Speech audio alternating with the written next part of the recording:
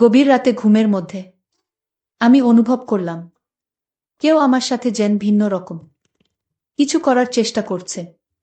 এরকম পরিস্থিতিতে হঠাৎ করে আমার ঘুম ভেঙে যায়। আমি ঘুম থেকে উঠে দেখি কাকিমা আমার সাথে কেমন জানি করছে। আমি বললাম, কাকিমা আপনি আমার সাথে কি করছেন? কাকিমা আমাকে বলল, আমি তোমার সাথে কি করছি তুমি দেখছো না? তুমি এত কথা বলতেছ কেন? আমি যা করছি তুমি আমাকে তা করতে দাও। কাকিমার ধমকে আমি খুব ভয় পেয়ে গেলাম। আমি বললাম, আচ্ছা ঠিক আছে কাকিমা, তোমার যা মন চায় তা কর। তারপর হঠাৎ করে কাকিমা যেন একটু উন্মাদ হয়ে গেল। উন্মাদ হয়ে কাকিমা এই ঝড় বৃষ্টির রাতে আমার সাথে যা করল তা শুনলে বন্ধুরা তোমাদের মাথা গরম হয়ে যাবে। বন্ধুরা গল্পটি অনেক অনেক ইন্টারেস্টিং।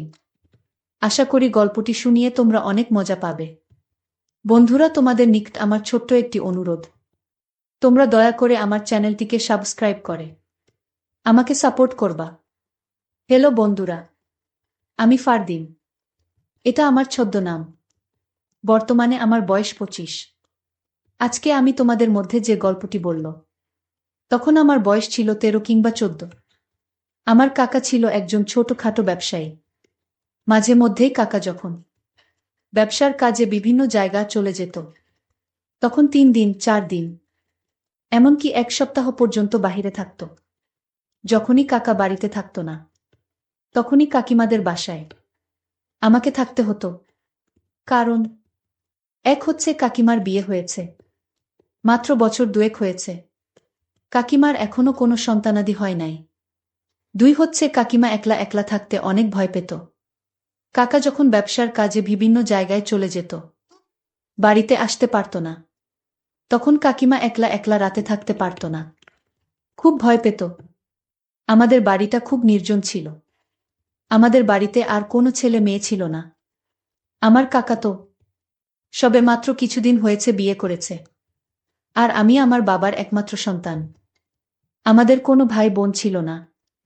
আমাদের বাপ চাচারা মোট 2 জন, আমার আব্বু এবং আমার কাকা। অর্থাৎ এক কথায় বলতে গেলে এই বাড়িতে 14-15 বছরের ছেলে যদি থাকে তাহলে শুধুমাত্র আমি। রাত্রে কাকিমা যখন একা একা বাসায় থাকত তখন কাকাই আমাকে বলতো যে, তোর কাকিমা একা একা থাকলে সে অনেক ভয় পায়। বাড়িতে তো আমাদের অন্য কোনো মানুষ নাই। তুই আমাদের ভাইয়ের ছেলে হলে কি, আর আমার ছেলে হলে কি, তুই তো আমাদের একমাত্র ছেলে। তুই তো জানোস যে আমি একটা ছোটখাটো ব্যবসা করি। আমাকে মাঝে মধ্যেই ব্যবসার কাজে বাহিরে থাকতে হয়। যখন আমি বাহিরে থাকি তখন তুই আমাদের বাসায় থাকবে। কারণ তোর কাকিমা রাত্রিবেলায় একা একা থাকতে পারে না। আর তাছাড়াও তোর কাকিমা প্রেসারের রোগী। আমি যখন বাড়িতে থাকব না তখন তুই আমাদের বাসায় গেস্ট রুমে থাকবে। আর তোর কাকিমার কাছ থেকে টাকা নিয়ে যা বাজার সদাই লাগে সবকিছু করে দেবে। আর তোর কাকিমার দেখাশোনা করবে। ঠিক আছে? আমি বললাম, ঠিক আছে কাকা। কাকিমার যা যা বাজার লাগে সবকিছু আমি করে দিব। এ নিয়ে তুমি কোনো চিন্তা করো না। তারপর থেকেই বন্ধুরা, কাকা যখন বাড়িতে থাকত না তখন কাকাদের এখানে আমাকে থাকতে হতো। কাকিমা যে রুমে থাকত ঠিক পাশের রুমেই আমি থাকতাম। কিন্তু আমি যখনই কাকাদের রুমে যেতাম, অর্থাৎ কাকার এখানে রাতে থাকতে যেতাম, তখনই কাকিমা আমাকে ডেকে নিয়ে যেত তার রুমে এবং আমাকে নিয়ে গল্প করত, অনেকক্ষণ টিভি দেখত। আমার কাকিমা ইন্টারমিডিয়েট পর্যন্ত পড়ালেখা করেছে। আর এদিকে আমি ক্লাস 8-এ পড়তাম। মাঝে মধ্যে কাকিমা আমাকে পড়াতো বটে, তবে বেশিরভাগই কাকিমা আমাকে নিয়ে গল্প করত এবং বিভিন্ন রোমান্টিক মুভি দেখত। একদিন আমি কাকির এখানে থাকতে গেলে কাকিমা আমাকে বলল, বাবা ফারদিন, আজকে তুমি আমার এখানে থাকবে। বাইরে যে ঝড় বৃষ্টি আর বজ্রপাত হচ্ছে তাতে আমি খুব ভয় পাচ্ছি। আমি বললাম, কাকিমার সমস্যা কি? বাহিরে বজ্রপাত থাকলেও তো সমস্যা নাই, চতুর্দিকে তো বিল্ডিং, আপনার কোনো ভয় নাই। তারপরও কাকিমা বলল, বাবা ফারদিন, তোমাকে আমি যা বলছি তুমি তাই কর। আমার আজকে খুব একটা ভালো লাগছে না। তুমি আজকে আমার পাশে থাকবা, তা না হলে আমার খুব খারাপ লাগবে। আমি বললাম, আচ্ছা ঠিক আছে কাকিমা, তোমার যেহেতু খারাপ লাগছে তাহলে তো নিশ্চয়ই তোমার পাশে আমাকে থাকতে হবে। কিছুক্ষণ পর কাকিমা আমাকে বলল, বাবা ফারদিন, অনেকদিন ধরে তোমার সাথে আমার গল্প গুজব আড্ডাবাজি হয়নি। আজকে তোমাকে নিয়ে আমি অনেক আড্ডা দিব। আমি বললাম, কাকিমা আমি খুব একটা বেশি আড্ডা দিতে পছন্দ করি না।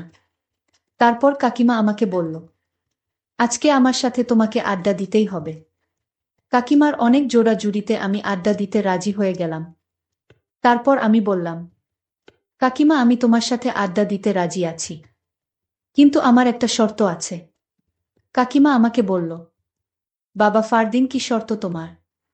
আমি বললাম, কাকিমা আমার আব্বুকে আমি অনেক দিন ধরে বলছি আমাকে একটা মোবাইল কিনে দিতে, কিন্তু আমার আব্বু আমাকে কোনো মোবাইল কিনে দেয় না।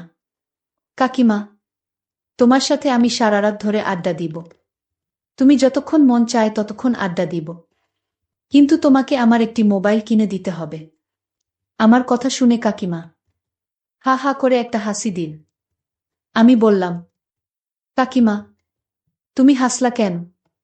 তারপর কাকিমা আমাকে বলল, আরে ফারদিন, এটা কোনো ব্যাপার হলো? তোকে আমি কালকে একটা মোবাইল কিনে দিব, কিন্তু আমারও একটা শর্ত আছে, যদি আমার শর্তটা তুই মানতে পারিস। আমি বললাম, কাকিমা তোমার আবার কিসের শর্ত? ঠিক আছে, যদি তুমি আমাকে মোবাইল কিনে দাও তাহলে তুমি যে কোনো শর্ত দাও, আমি মেনে নিব। তারপর কাকিমা বলল, আচ্ছা ঠিক আছে, তাহলে আজকে রাত্রে আমি যা বলি তোমাকে তাই করতে হবে। আমি বললাম, আচ্ছা ঠিক আছে, যদি তুমি আমাকে মোবাইল কিনে দাও তাহলে তুমি যা বলবে আমি তাই করব। এভাবে কাকিমার সাথে কথা বলতে বলতেই গল্প করতে করতে সময় কেটে যাচ্ছে, কখন তা বলতে পারতেছি না। গল্প করতে করতেই আমি লক্ষ্য করলাম কাকিমা আমার দিকে কেমন ভাবে যেন তাকিয়ে রয়েছে। কাকিমার তাকানোর মধ্যে যেন একটা রহস্য লুকিয়ে আছে। আমি বললাম, কাকিমা যা মন চায় তা করুক, কাকিমা যা বলে আমি তাই করব, এর বিনিময়ে তো আমি একটা মোবাইল পাব। এই ভেবে কাকিমার শর্তে রাজি হয়ে গেলাম। তারপর আমি কাকিমাকে বললাম, কাকিমা এবার বলো তোমার সত্যটা কি? কাকিমা বলল, আরে ফারদিন, এত তাড়াহুড়া করছে কেন? আস্তে আস্তে তোমাকে আমি সব বলছি। আমার যে কি শর্ত তা তুমি রাত হলেই বুঝবে। এবার চলো আমরা শুয়ে পড়ি। আর এদিক দিয়ে প্রচুর ঝড় বৃষ্টি হচ্ছে বাহিরে।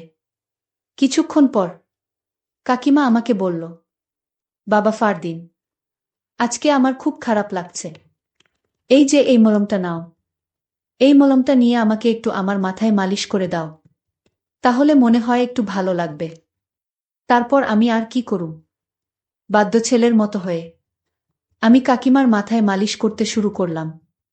একদিকে আমি মালিশ করতেছি, আরেকদিকে কাকিমা কেমন যেন অদ্ভুত অদ্ভুত আওয়াজ করতেছে। আমি বললাম, কাকিমা তুমি এরকম অদ্ভুত আওয়াজ করতেছ কেন? কাকিমা বলল, আরে বাবা তুই এটা বুঝবে না, তোকে যা বলছি তাই কর। আমি বললাম, ঠিক আছে কাকিমা। এই বলে বাধ্য ছেলের মত কাকিমার শিখানো অনুযায়ী আমি তাকে মালিশ করতে শুরু করলাম।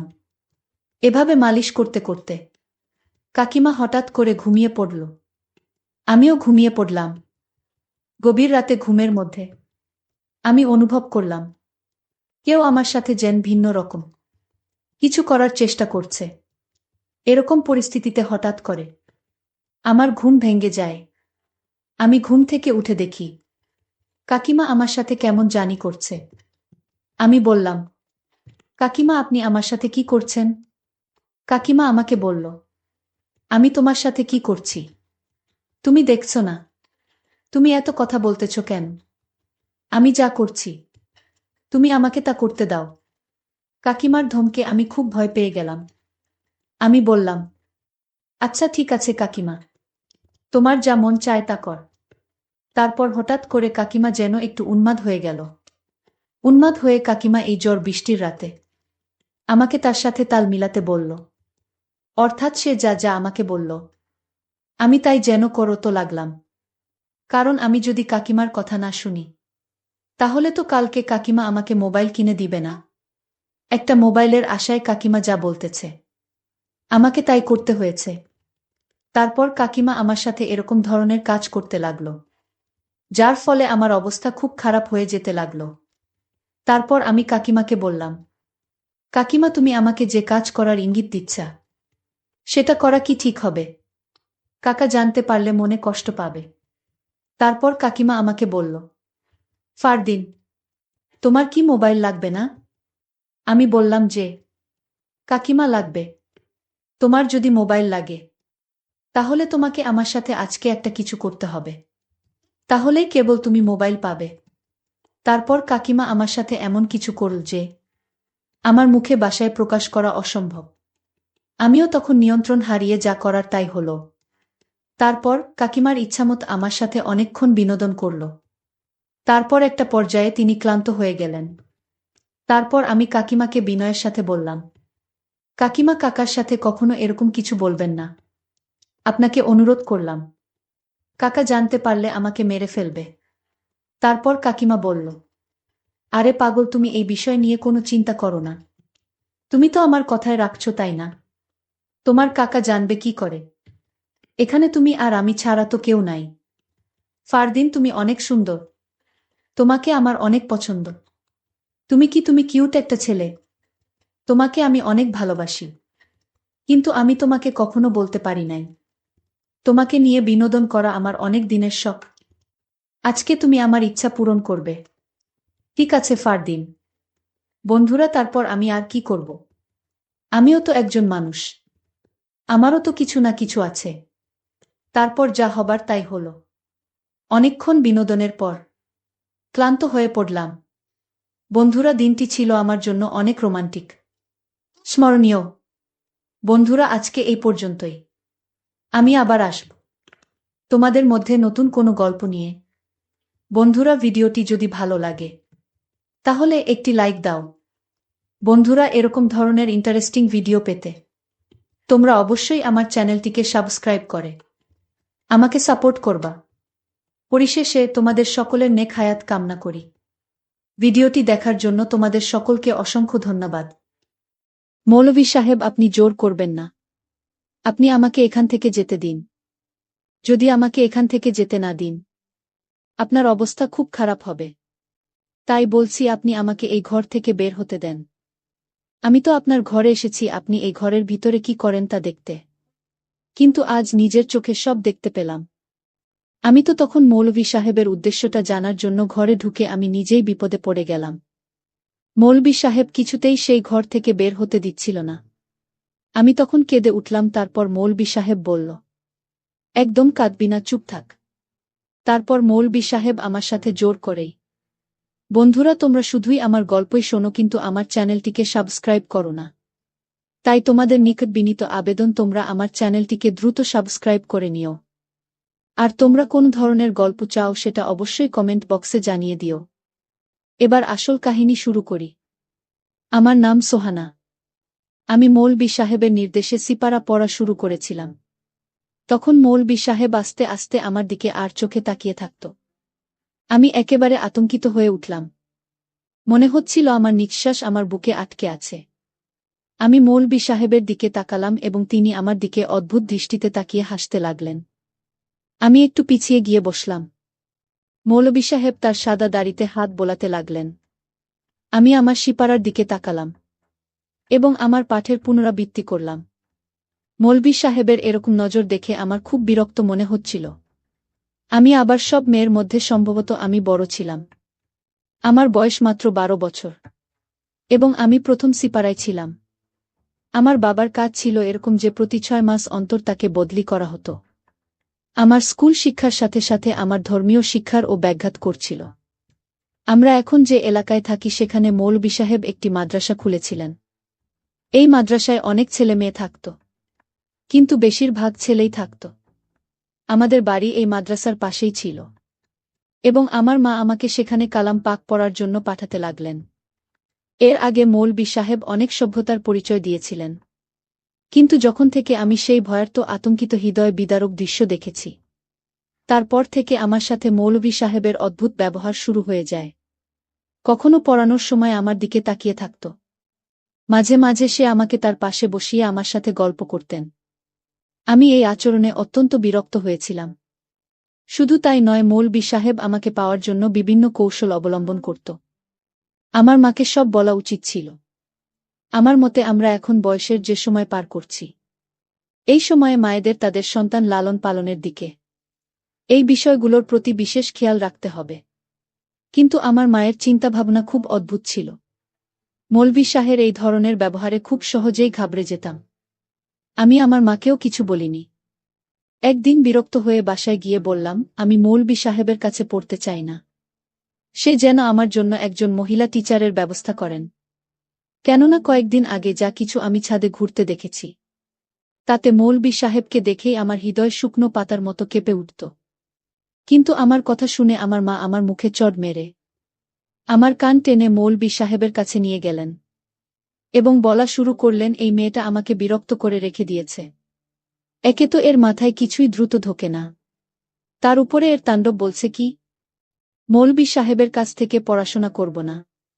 মৌলভী সাহেব আমার দিকে রাগান্বিত দৃষ্টিতে তাকালে আমি চোখ নামিয়ে উঠে দাঁড়ালাম।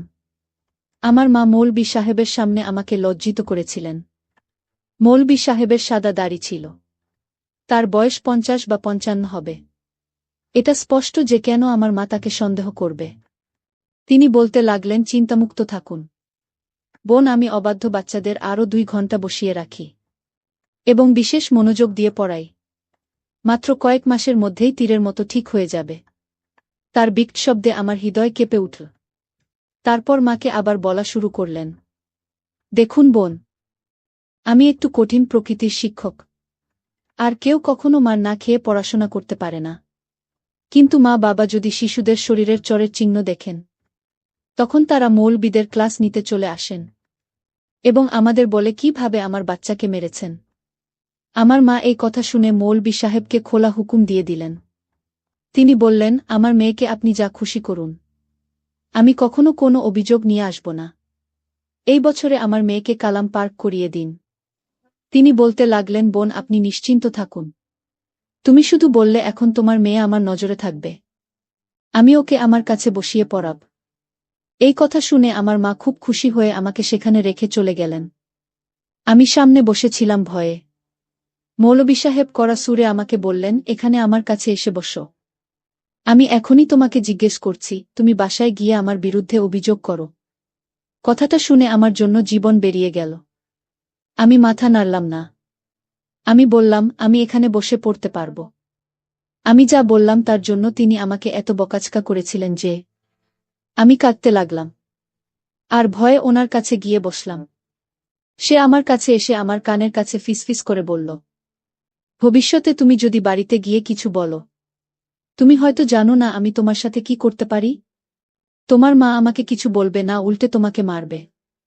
তুমি দেখলে তো আজ তোমার মা তোমার কথা না শুনে আমার কথা মেনে নিয়েছে। মৌলভী সাহেবের কথা সত্য ছিল।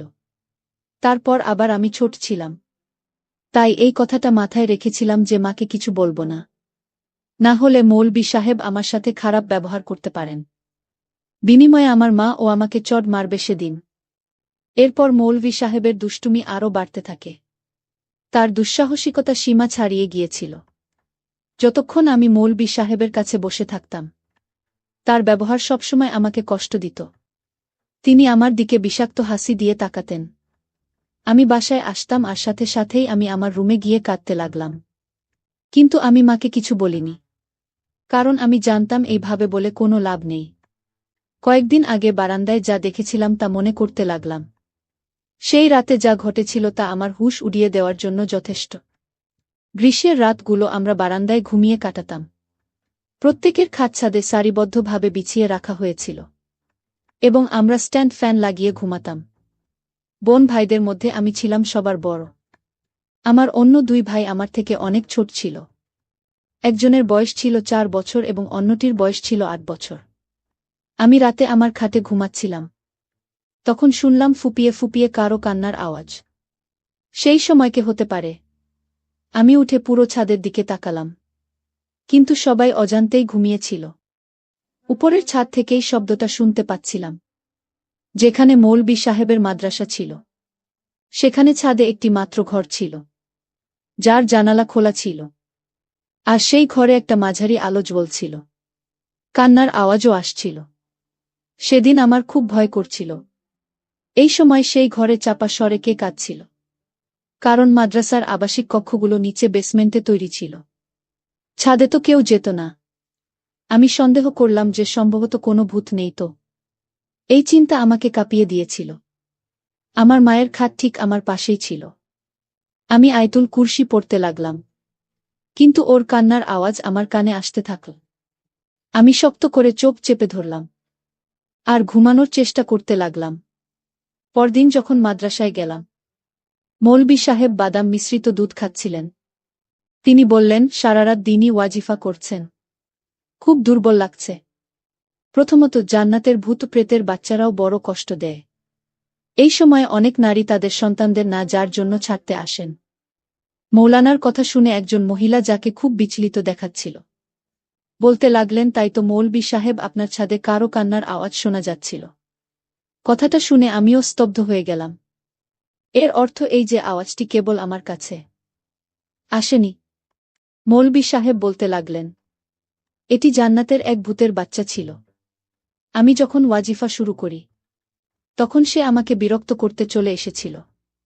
তখন আমি তাকে বেঁধে রাখি। তখন তার কান্না আমার সাথে সাথে আপনাদেরও বিরক্ত করতে শুরু করে। শুধু এইটুকুতেই সীমাবদ্ধ থাকলে আফসোস হতো না, কিন্তু বদমাসটা যেতে যেতে পথে আমার এক শিষ্যকে মেরে গেছে। বেচারা আর জ্বরে পড়ে আছে। মৌলবি সাহেবের কথা শুনে সেখানে উপস্থিত মহিলারা আরও ভয় পেয়ে গেলেন। মৌলবি সাহেব বলতে লাগলেন, বন্ধুরা, চিন্তা করবেন না। আমি তাকে বুঝিয়ে দিয়েছি সে কারো ক্ষতি করবে না। তবে কেউ যদি রাতে কান্নাকাটি বা ফোঁপানো আওয়াজ শুনতে পায় বা সাহায্যের জন্য ডাকে, তবে সেদিকে মনোযোগ ও দিও না। অন্যথায় আমার শিষ্যের যা ঘটেছে আপনাদের সাথেও একই ঘটনা ঘটবে। কারণ সেও কান্নার আওয়াজ শুনে ঘরে ঢুকেছিল। এ কথা শুনে মহিলারা সবাই ভয় পেয়ে গেল। আমিও ভয় পেয়েছিলাম, কারণ আমি কান্নার শব্দ শুনেছিলাম। ওই মহিলা বেরিয়ে গেলেন। রাতে আবার সেই কান্নার আওয়াজ শুনতে লাগলাম। এবার আর চোখ খোলার সাহস পেলাম না। আমি চারকোল পর এ নিয়ে শুয়ে ঘুমানোর চেষ্টা করলাম, কিন্তু আমার চোখ যা দেখল তা দেখে আমি হতবাক হয়ে গেলাম। আমি কিছুটা ভয় পেয়ে গেলাম। পরের দিন যখন মাদ্রাসায় গেলাম পড়াশোনার সময়, আমি সেই মেয়েটাকে দেখলাম। তার মুখ সম্পূর্ণ ফ্যাকাশে হয়ে গেছে। আমি তাকে দেখে স্তব্ধ হয়ে গেলাম। মৌলবি সাহেব এই মেয়েটার দিকে অবিরাম তাকিয়েছিলেন। সে ভয় পেয়ে আমার পাশে বসে কালাম পাক মুখস্থ করতে লাগল। তার কণ্ঠস্বর ছিল যেন সে কাঁদছে। আমি তার বয়সের কারণে তার জন্য দুঃখিত হতে শুরু করেছি। তার বয়স 7 থেকে 8 বছরের বেশি ছিল না, এবং আমি তার সাথে যা ঘটতে দেখেছি তা দেখে আমি জ্ঞান হারিয়ে ফেলেছিলাম। আমি যখন তার মুখের দিকে তাকালাম, তখনও তার মুখে আঙ্গুলের ছাপ দেখা যাচ্ছিল। সে পাড়া পড়ছিল আর বারবার চোখ মুছছিল। এরপর যখন তাকে দেখে হতবাক হয়ে যায়, কেউ তার বাহুতে কামড় দিয়েছে, তা দেখে আমি কাঁদতে শুরু করি। মৌলবি সাহেব কিছুক্ষণের জন্য উঠে বাইরে চলে গেলেন, কারণ এলাকার এক সাহেব তাকে অনেক দামি উপহার পাঠিয়েছিলেন। মৌলবি সাহেব বাইরে যেতেই আমি বাচ্চা মেয়েটিকে জিজ্ঞেস করলাম, কাল রাতে তুমি ছাদে কি করছিলে? তুমি যখন জানো যে মৌলবি সাহেব ভূত প্রেতদের নিয়ন্ত্রণ করেন। আমার কথা শুনে মেয়েটির হুঁশ উড়ে গেল। কেউ আমার কথা শুনে নিয়েছে কি না তা দেখার জন্য সে ডানে বামে তাকাতে লাগল। তারপর নিচু স্বরে আমার সাথে কথা বলতে লাগল। এই মৌলভী মিথ্যা কথা বলে, ওই বুড়োর কোথাও কোনো জিন নেই। শুনে তো আমি অবাক হলাম। আমি বললাম, তাহলে তুমি ওখানে কি করছিলে? আর তোমার মুখে আর বাহুতে এই দাগগুলো কিভাবে এলো? আমার কথা শুনে প্রচণ্ড জোরে একটা দীর্ঘশ্বাস ছাড়ল সে। বলল, আজ নিজেই দেখে নিও। এই বলেছে আমার কাছ থেকে উঠে চলে গেল। আমি তার কথাগুলো নিয়ে ভাবতে লাগলাম, কারণ রাতে আমি তাকে ছাদের ঘর থেকে বেরিয়ে সিঁড়ি দিয়ে নামতে দেখেছিলাম, এবং সেই সময়ে গুরুতরভাবে আহত ছিল এবং খারাপভাবে কাঁদছিল। আমি প্রথমে ভেবেছিলাম সে বোধহয় জিন্নাতের সন্তান, কিন্তু তাকে মাদ্রাসায় দেখে বুঝলাম সে হয়তো জিন্নাতের বাচ্চাকে দেখতে গেছে, তাই জিন্নাত থাকে এই অবস্থায় ফেলেছে। কিন্তু এখন এই কথা শুনে ভাবছিলাম হয়তো অন্য কিছু ব্যাপার। আজ রাতে আমি ঘুমাইনি। আমি আমার খাটে শুয়েছিলাম, কিন্তু আমার চোখ আমার সামনের মাদ্রাসার ছাদে স্থির ছিল। কিছুক্ষণ পর আমার চোখ যা দেখল তা হলো একটি হৃদয় কাঁপিয়ে দেওয়ার মতো দৃশ্য। মৌলভী সাহেব তার সাথে 11 বছর বয়সী একটি শিশুকে নিয়ে বারান্দায় গিয়ে তার দিকে তীক্ষ্ণ দৃষ্টিতে তাকিয়ে তাকে চুপ থাকতে ইঙ্গিত করছিলেন। শিশুটি কোনো শব্দ না করেই হাত জোড় করে তার কাছে মিনতি করছিল। কিন্তু তিনি ছেলেটিকে রুমে নিয়ে গেলেন। তারপরে শিশুটি অস্ফুট কান্না শুনতে শুরু করে। মৌলভী সাহেব এই শিশুটির সাথে কি করছেন যে সে কাঁদছে আর ফোঁপাচ্ছে বুঝতে পারছিলাম না। 2-3 ঘন্টা এভাবে আওয়াজ চলতে থাকে। এরপর যখন দরজা খুলল, শিশুটি যন্ত্রণায় কাতরাচ্ছিল, সে খুব কাঁদছিল এবং ঠিকমত হাঁটতেও পারছিল না। তার মুখ খুব খুশি দেখাচ্ছিল। আমি ভাবছিলাম কেন তিনি রাতে বাচ্চাদের ঘরে নিয়ে গিয়ে মারধর করেন, এবং কেন তারা মানুষকে বলে যে জিন্নাতের বাচ্চারা কাঁদে, এবং তিনি বাজিমাত করেন। যাই হোক, এটা দেখে আমার মন খারাপ হল এবং মৌলভী সাহেবের মিথ্যা বলার কারণ বুঝতে পারলাম না। তৃতীয় রাতে আমি ঠিক করেছিলাম যে আজ আমি ছাদে যাব এবং দেখব তাদের ছাদে কি হয় এবং কেন তিনি বাচ্চাদের মারেন। যেই রাত গভীর হল, মৌলভী সাহেব আবার একটা বাচ্চাকে ছাদে এনে রুমে নিয়ে গেলেন। আমি আমার খাট থেকে উঠে ধীর পায়ে মৌলভী সাহেবের ছাদের দেওয়ালের কাছে গিয়ে দাঁড়ালাম। সেই পাঁচিল খুব একটা উঁচু ছিল না, আমি সহজেই তাদের ছাদে যেতে পারতাম। আমি আস্তে আস্তে দেওয়ালের মাথায় বসে অন্য দিক দিয়ে নিচে নামলাম। এখন আমি এই শিশুর কান্নার শব্দ শুনতে শুরু করলাম। আমি আস্তে আস্তে হেঁটে ঘরের জানলার কাছে গিয়ে দাঁড়ালাম। ঘরটা তখন ও মাঝারি আলোয় আলোকিত ছিল। আমি সাথে সাথে আমার মুখে হাত রেখে চিৎকার দমন করলাম। কান্নায় আমার চোখ বড় বড় হয়ে উঠল এমন একটি দৃশ্য দেখে। এবার বছর বয়সে আমি প্রথমবারেই দেখেছিলাম। আমি কেঁপে উঠেছিলাম। আমি আমার পা পিছিয়ে নিলাম, কিন্তু হঠাৎ একটা পাথরের সাথে আমার ধাক্কা লেগে গেল। আমার মুখ দিয়ে একটা অনিয়ন্ত্রিত চিৎকার বেরিয়ে এল। চারিদিকে নিস্তব্ধতা, তাই আমার আর্তনাদ পরিবেশের প্রতিধ্বনিত হল। আমি পিছন ফিরেও তাকাইনি এবং দেওয়াল পার করে এসে আমার খাটে শুয়ে পড়লাম। তারপর রাতে শুয়ে শুয়ে চিন্তা করতে লাগলাম, মৌলভী সাহেব ওই ঘরের ভিতরে বাচ্চাদের নিয়ে কি করে তা আমার জানতে হবে। তাই আমি কোনো উপায় খুঁজে না পেয়ে আমি নিজেই ছেলে সাজালাম। আমি ছেলের পোশাক পরে পরের দিন ওই মাদ্রাসায় গেলাম। তারপর মৌলভী সাহেব আমার দিকে নজর দিলেন। মৌলভী সাহেব বুঝতেই পারছিল না যে আমি যে মেয়েটিকে অন্য নজরে সব সময় দেখতেন। মৌলভী সাহেব মনে করেছিলেন এই বোধহয় নতুন ছাত্র, তাই সে আমাকে ছেলে ভেবে আমাকে মৌলভী সাহেব রাতে তার ঘরের ভিতরে নিয়ে গেলেন। তারপর মৌলভী সাহেব আমার সাথে যা করেছিলেন তা শুনলে বন্ধুরা তোমাদের চোখ কপালে উঠে যাবে। আমি যখন ঘরের ভিতরে প্রবেশ করলাম, তারপর মৌলভী সাহেব বলল, তুই সোজা এখানে শুয়ে পড়। মৌলভী সাহেবের কথায় আমি শুয়ে পড়লাম। তারপর মৌলভী সাহেব যখন আমার সাথে তখন আমার বুঝতে বাকি ছিল না মৌলভী সাহেব ছেলেদের সাথে কি করত। তারপর মৌলভী সাহেবকে আমি জোরে ধাক্কা মেরে ফেলে দিলাম। তারপর ঘর থেকে দৌড়ে বের হয়ে আসলাম। পরের দিন আমি মৌলভী সাহেবকে ধরানোর জন্য পুলিশ নিয়ে আসি এবং আমি পুলিশের কাছে নালিশ করি যে তিনি পড়ানোর নাম করে এসব করছেন। মৌলভী সাহেবকে তখন পুলিশে থানায় নিয়ে যায়। বন্ধুরা, আজকের গল্পটি কেমন লাগলো তা অবশ্যই কমেন্ট করে জানাতে ভুলবেন না।